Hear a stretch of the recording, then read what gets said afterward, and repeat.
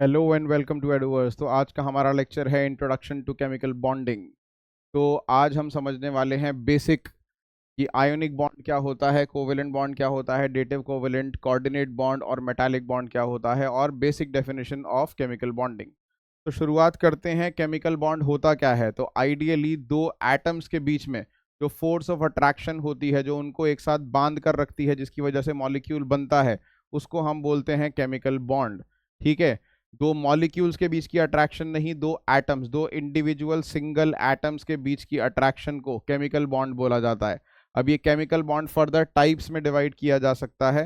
ध्यान रखिए, ये इंटरमॉलिक्यूलर अट्रैक्शन नहीं है। अगर आपने ऑलरेडी ये चैप्टर थोड़ा बहुत पढ़ा हुआ है और आप पढ़ रहे हैं और आप समझते हैं कि हाइड्रोजन बॉन्ड भी एक केमिकल बॉन्ड है, तो वो नहीं, वो इंटरमॉलिक्यूलर अट्रैक्शन है। ठीक है।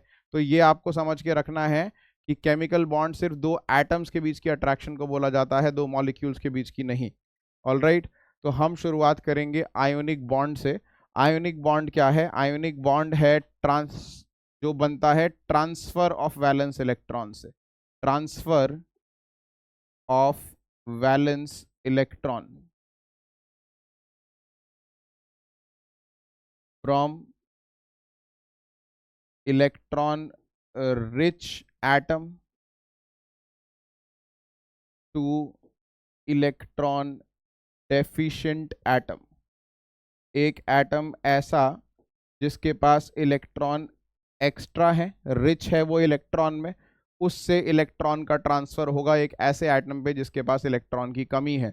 ये आपने 10th क्लास में पढ़ा हुआ है, जैसे सोडियम क्लोराइड। सोडियम क्लोराइड के अंदर सोडियम, अगर आपको याद हो, इसका एटॉमिक नंबर होता है 11, कॉन्फ़िगरेशन है 281।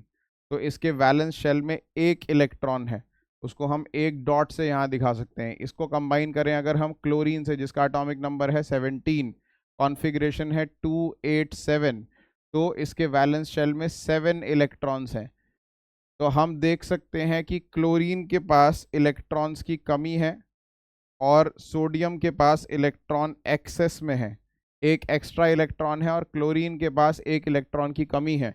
तो यहाँ पर क्या कर सकते हैं हम?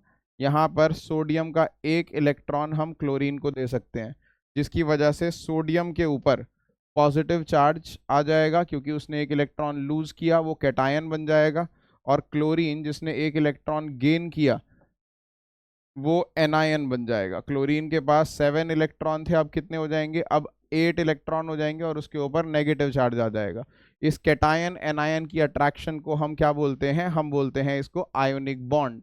तो एक एटम ने इलेक्ट्रॉन लूज किया, दूसरे ने उसी इलेक्ट्रॉन को गेन किया, और जिसकी मदद से कैटायंस और एनायंस बने, और कैटायन और एनायन के बीच की अट्रैक्शन को हम क्या बोलते हैं? Ionic bond. तो यहाँ पे इलेक्ट्रॉन का ट्रांसफर होता है। अगर हम अगले बॉन्ड की बात करें, कोवेलेंट बॉन्ड की, तो कोवेलेंट बॉन्ड इन्वॉल्व शेयरिंग। यहां पर होगा sharing of valence electron, sharing of valence electrons. तो शेयरिंग ऑफ वैलेंस इलेक्ट्रॉन्स में, जैसे मान लीजिए हाइड्रोजन है, इसके पास सिर्फ एक इलेक्ट्रॉन है, दूसरा हाइड्रोजन है, इसके पास भी सिर्फ एक इलेक्ट्रॉन है, तो दोनों को एक एक इलेक्ट्रॉन की और ज़रूरत है अपने के शेल को फिल करने के लिए। हाइड्रोजन का एटॉमिक नंबर 1 होता है, इसलिए उसके के शेल में सिर्फ एक इलेक्ट्रॉन है, तो ये एक इलेक्ट्रॉन की बात हो रही है। तो यहाँ क्या होगा? दोनों हाइड्रोजन अपना एक एक इलेक्ट्रॉन शेयर करेंगे, और जिसकी वजह से इनके बीच में क्या बन जाएगा? Covalent bond. तो कोवेलेंट बॉन्ड में जो इलेक्ट्रॉन पेयर है, वो दोनों एटम्स के न्यूक्लियस के बीच में आ जाता है। ठीक है। यहाँ जैसे इलेक्ट्रॉन सोडियम ने लूज कर दिया था, और वो इलेक्ट्रॉन क्लोरीन के पास चला गया था, बेसिकली क्लोरीन के न्यूक्लियस के पास चला गया था, इसलिए सोडियम हो गया था पॉजिटिवली चार्ज, क्लोरीन हो गया था नेगेटिवली चार्ज, और उनके बीच में अट्रैक्शन थी। यहाँ क्या है? किसी ने इलेक्ट्रॉन लूज नहीं किया, किसी ने गेन नहीं किया, दोनों ने अपने इलेक्ट्रॉन्स को बीच में रख दिया, दोनों न्यूक्लियस के बीच में इलेक्ट्रॉन्स आ गए, और ये दो इलेक्ट्रॉन्स इस हाइड्रोजन के न्यूक्लियस को भी खींच रहे हैं, इस हाइड्रोजन के न्यूक्लियस को भी खींच रहे हैं, जिसकी वजह से इन दोनों के बीच में क्या हो गई? एक अट्रैक्टिव फोर्स क्रिएट हो गई। इसी अट्रैक्टिव फोर्स को हम क्या बोलते हैं? Covalent bond. यहाँ पे दोनों एटम्स ऐसे थे जिनके पास इलेक्ट्रॉन की कमी थी, दोनों एटम्स इलेक्ट्रॉन डेफिशिएंट थे। तो कोवेलेंट बॉन्ड बनेगा जब इलेक्ट्रॉन्स की शेयरिंग होगी between two electron deficient atoms. ठीक है। अब कोऑर्डिनेट और डेटिव बॉन्ड को ऐसे एग्जांपल से समझाना थोड़ा मुश्किल है, लेकिन आप ऐसे समझ लीजिए, ये एक टाइप के कोवेलेंट बॉन्ड ही होते हैं जिसके अंदर शेयरिंग तो होती है इलेक्ट्रॉन्स की, लेकिन वो शेयरिंग में कंट्रीब्यूशन सिर्फ एक एटम का होता है। यानी जो शेयर्ड इलेक्ट्रॉन है, ये दोनों कोई एक एटम ही देगा। एग्जाम्पल के लिए हम ऐसे समझ सकते हैं, देखिए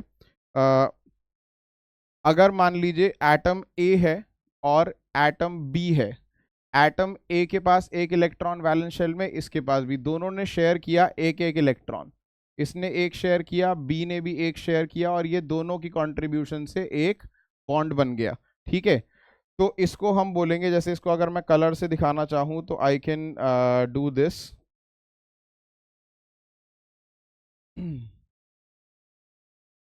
बी के सभी को हम येलो से कलर कर देते हैं, जो इनफैक्ट बी ने इलेक्ट्रॉन भी दिया उसको भी हम येलो से कलर कर देते हैं, so you can easily understand what this is. Alright, तो सॉरी,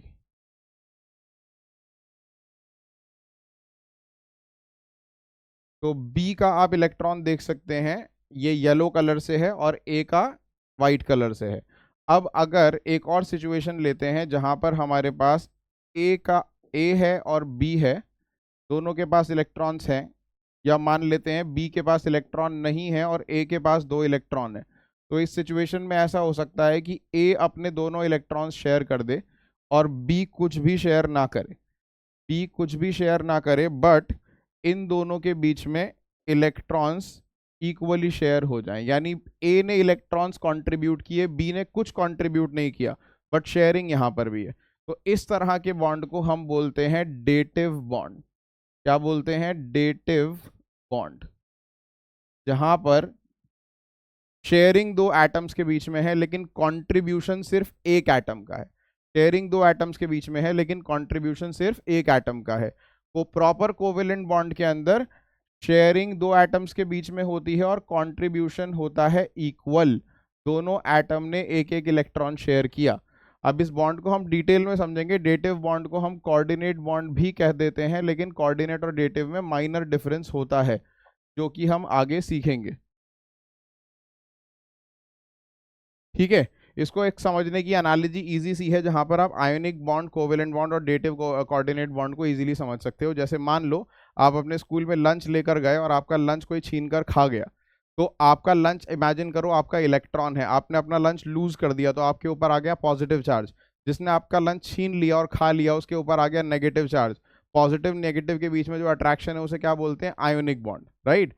अगर मान लो दूसरा तरीका समझो, आयोनिक बॉन्ड कब हुआ? जब आपका कोई लंच छीन कर खा गया, यानी बेसिकली आपका इलेक्ट्रॉन किसी ने ले लिया, जिसे आपने लूज किया, आप पे पॉजिटिव चार्ज, जिसने ले लिया उसके ऊपर नेगेटिव चार्ज। आप दोनों के बीच में जो रिलेशन है या अट्रैक्टिव फोर्स है उसे क्या बोलेंगे हम? Ionic bond.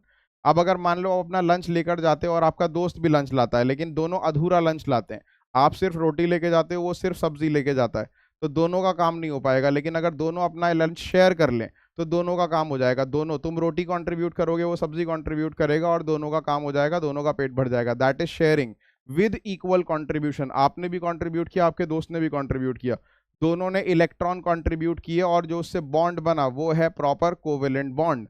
लेकिन मान लो तीसरी सिचुएशन, अगर आप लंच लेके जाते हो और आपका दोस्त लंच लाना भूल जाता है, ठीक है, और आप फिर शेयर करके लंच खा लेते हो, तो उस सिचुएशन के अंदर आप का कंट्रीब्यूशन है, लेकिन शेयरिंग आपके और आपके दोस्त के दोनों के बीच में, शेयरिंग इक्वल है लेकिन कंट्रीब्यूशन सिर्फ एक का है। इसको बोलते हैं कोऑर्डिनेट बॉन्ड या डेटिव बॉन्ड। ऑलराइट, तो आई थिंक इतना समझ में आ गया होगा हमें। अब इसको फर्दर डिटेल में हम आगे समझेंगे। एक बेसिक आइडिया हमें यहाँ पर आयोनिक बॉन्ड, कोवेलेंट बॉन्ड और कोऑर्डिनेट बॉन्ड का हो गया। आयोनिक बॉन्ड में कंप्लीट ट्रांसफर है इलेक्ट्रॉन का। कोवेलेंट बॉन्ड के अंदर शेयरिंग है, जहां पर इक्वल कंट्रीब्यूशन हो रहा है, एक एटम और दूसरे एटम दोनों इलेक्ट्रॉन दे रहे हैं और शेयर हो रहा है। और कोऑर्डिनेट या कोऑर्डिनेटिव बॉन्ड के अंदर शेयरिंग है बट विद अनइक्वल कंट्रीब्यूशन, सिर्फ एक एटम इलेक्ट्रॉन कंट्रीब्यूट कर रहा है, दूसरा एटम सिर्फ उसको शेयर कर रहा है। ठीक है, तो लास्ट टाइप जो हमारा था मेटालिक बॉन्ड, उसको अगर हम समझे तो मेटालिक बॉन्ड में क्या है? मेटालिक बॉन्ड के अंदर हमारे पास, अगर मैं इसे सिंपल वर्ड्स में एक्सप्लेन करूं तो इसकी एक लाइन की डेफिनेशन बनती है, metal ions, metal ions embedded in a pool of delocalized electrons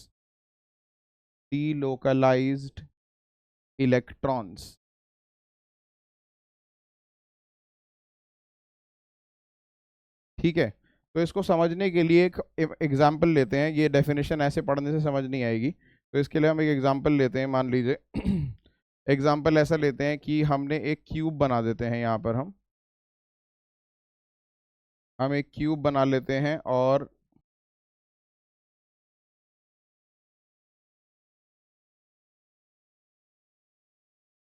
अब आप इमेजिन करिए ये क्यूब जो मैंने बनाया ये आयरन एटम है। ठीक है, आप इमेजिन करिए ये क्या है, आयरन एटम है। आयरन या आयरन का एक पीस है। तो आयरन के एक पीस में बेसिकली होता क्या है, तो अगर हम इसे ध्यान से समझें तो आयरन के एक पीस में क्या होता है, यहाँ पे आयरन के Fe2+ आयन होते हैं। आयरन आपको पता है Fe2+ या Fe3+ आयन बनाता है। तो यहाँ पे क्या होंगे, इस पूरे क्यूब के अंदर Fe2+ आयन्स होंगे। Fe2+, अब मैं इसे पूरा Fe2+ लिखने की जगह I would rather make dots. ठीक है, ये एक Fe2+ आयन, ये दूसरा, ये तीसरा, ये चौथा, पांचवा, ऐसे करके पूरे क्यूब में फिक्स्ड पोजीशंस पर Fe2+ आयन्स होंगे। ठीक है, पूरे क्यूब में फिक्स्ड पोजीशन पर Fe2+ आयन्स होंगे, जिससे कि ये 3D स्ट्रक्चर बन रहा है। ठीक है, इसे हम इस तरीके से इमेजिन कर सकते हैं। अब सारे Fe2+ आयन्स बराबर बराबर में हैं, तो ये एक दूसरे को रिपेल क्यों नहीं कर रहे? क्या आप समझ सकते हो कि ये एक दूसरे को रिपेल क्यों नहीं कर रहे? सारे क्यूब में Fe2+ आयन्स हैं और ये एक दूसरे को रिपेल नहीं कर रहा है, क्योंकि सब पॉजिटिवली चार्ज्ड है। तो उसका रीजन ये, Fe2+ आयन्स बनाने के लिए सबने इलेक्ट्रॉन लूज किए होंगे ना। वो इलेक्ट्रॉन कहाँ है? वो इलेक्ट्रॉन है इन एटम्स के बीच में। वो इलेक्ट्रॉन्स कहाँ है? इन आयन्स के, सॉरी, इन पॉजिटिवली चार्ज आयन्स के बीच बीच में क्या है? इलेक्ट्रॉन्स है। वो इलेक्ट्रॉन्स, अब मैं सारे फिल नहीं कर सकता, but you get the idea. Ions के बीच में क्या है? इलेक्ट्रॉन्स हैं। इलेक्ट्रॉन्स दोनों आयंस को, मान लो ये Fe2+ आयन, ये Fe2+ आयन, दोनों एक दूसरे को रिपेल करते हैं, बट बीच में क्या आ गए? दो इलेक्ट्रॉन्स आ गए, इलेक्ट्रॉन पेयर आ गया। वो क्या कर रहा है? इसको भी अट्रैक्ट कर रहा है, इसको भी अट्रैक्ट कर रहा है। तो मेटल आयंस को होल्ड कौन कर रहे हैं? इनके बीच के इलेक्ट्रॉन। अब डेफिनेशन को जरा ध्यान से पढ़ो, क्या लिखा है? Metal ions embedded. Embedded word का मतलब होता है बेटा, इम्बेडेड का मतलब होता है गड़े हुए। गड़े हुए, जैसे कहते हैं ना stones are embedded in jewellery, तो एम्बेडेड का मतलब होता है गड़े हुए, फिक्स्ड। मेटल आयंस अपनी पोजीशन पे फिक्स्ड है। ठीक है, वो मूव नहीं कर सकते। In a pool of delocalised electron. Pool word use किया है। पूल, स्विमिंग पूल जैसा पूल, जैसे पूल में पानी होता है तो पानी मूव करता रहता है। पूल किसका बोल रहे हैं? Pool of delocalised electron. Word पे ध्यान दो, डीलोकलाइज्ड। डीलोकलाइज्ड का मतलब होता है ऐसी चीज जो अपनी जगह पे फिक्स्ड नहीं है, मूव कर सकती है इधर से उधर। तो इलेक्ट्रॉन्स का पूल है, डीलोकलाइज्ड इलेक्ट्रॉन्स का पूल है। जो इलेक्ट्रॉन्स हैं वो डीलोकलाइज्ड हैं, मूव कर रहे हैं। पूल में जैसे पानी मूव करता है ऐसे मूव कर रहे हैं। इलेक्ट्रॉन्स इधर से उधर मूव करते रहते हैं, लेकिन मेटल आयंस अपनी जगह पे क्या रहते हैं? फिक्स्ड रहते हैं। मेटल आयंस अपनी जगह से नहीं हिलते, इलेक्ट्रॉन्स अपनी जगह से इधर से उधर मूव करते रहते हैं, जिसकी वजह से, इलेक्ट्रॉन्स के मूव करने की वजह से मेटल इलेक्ट्रिसिटी के कंडक्टर होते हैं। आपको पता है, कोई सा भी मेटल ले लो, आयरन, एल्यूमिनियम, कॉपर, जिंक, कुछ भी ले लो, सारे मेटल्स इलेक्ट्रिसिटी के कंडक्टर होते हैं। चाहे वो थोड़ा कम कंडक्ट करें, चाहे थोड़े ज्यादा। कुछ मेटल ज्यादा कंडक्ट करते हैं, कुछ कम कंडक्ट करते हैं, लेकिन all metals conduct electricity. That is because they have delocalised electrons. Their electrons can move, इनके इलेक्ट्रॉन इजीली इधर से इधर मूव कर सकते हैं। तो मेटालिक बॉन्डिंग बेसिकली ये है। ठीक है, जहां पे मेटल आयंस अपनी पोजीशन पे फिक्स्ड हैं और इलेक्ट्रॉन्स जो उनके बीच में उनको जो होल्ड कर रहे हैं वो डीलोकलाइज्ड हैं, अपनी पोजीशन एक दूसरे से एक्सचेंज। मूव करने का मतलब ये नहीं है सारे इलेक्ट्रॉन एक बार में भाग के इस तरफ आ जाएंगे। इलेक्ट्रॉन्स जनरली अपनी पोजीशन एक दूसरे से एक्सचेंज कर सकते हैं, करते रहते हैं, क्योंकि अगर मान लो सारे इलेक्ट्रॉन इस तरफ आ गए तो यहाँ के मेटल आयंस को होल्ड कौन करेगा? वो टूट जाएंगे आपस में। ऐसा नहीं होता है, इलेक्ट्रॉन्स एक्सचेंज करते हैं अपनी पोजीशन, डीलोकलाइज, मूव करते रहते हैं इधर से उधर। ठीक है, तो आई होप ये बेसिक अंडरस्टैंडिंग आपको चारों टाइप के जो हमारे बॉन्ड हैं उनकी हो गई है। Ionic bond transfer of electron से बनता है, covalent bond sharing of valence electron से बनता है विद इक्वल कंट्रीब्यूशन, और डेटिव और कोऑर्डिनेट बॉन्ड जो है ये भी शेयरिंग ऑफ इलेक्ट्रॉन से बनते हैं, लेकिन यहाँ पर कंट्रीब्यूशन इक्वल नहीं होता दोनों एटम्स का। और मेटालिक बॉन्ड मैंने आपको समझाया, जहाँ पे क्या है, मेटल आयंस फिक्स्ड पोजीशन पे हैं और उनके बीच में उनको होल्ड कर रहे हैं delocalised electrons. Alright, so this was the basics of chemical bonding. अगली क्लास में हम और फर्दर डिटेल के अंदर केमिकल बॉन्ड के जो अलग अलग एस्पेक्ट्स हैं, यानी आयोनिक बॉन्ड को डिटेल में एक्सप्लोर करेंगे, कोवेलेंट बॉन्ड को डिटेल में एक्सप्लोर करेंगे, कोवेलेंट बॉन्ड पे जो बेस्ड थ्योरीज हैं अलग अलग जो कोवेलेंट बॉन्ड को एक्सप्लेन करती हैं, मॉलिक्यूल्स के शेप को and everything, we will do that. ठीक है, तो आज की क्लास के लिए इतना ही। इसी तरह के वीडियोस के लिए और कंप्लीट नोट्स के लिए हमारा ऐप एडुवर्स डाउनलोड करें, that is available on play store. Thank you so much, that is all for today.